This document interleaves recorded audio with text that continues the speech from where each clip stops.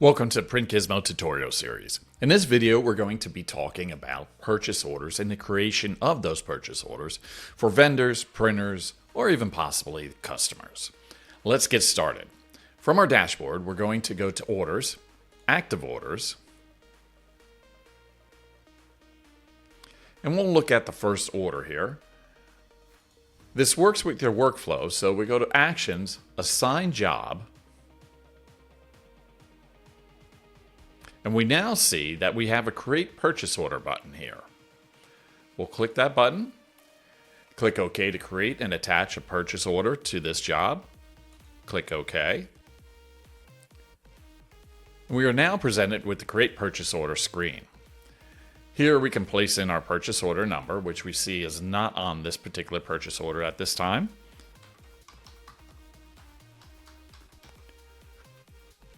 Our revision number, our art ready date, proof date, and delivery due date. Click Save.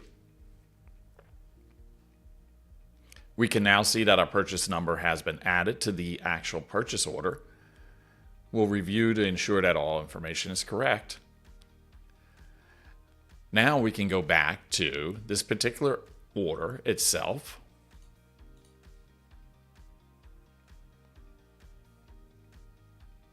And see that under Status, PO Generated now appears. To download a purchase order, we'll go over to Actions, the Download drop-down menu, and select Download Purchase Order.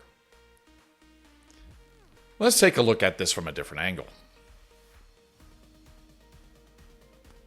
We can also see our purchase orders under the Purchase Order menu.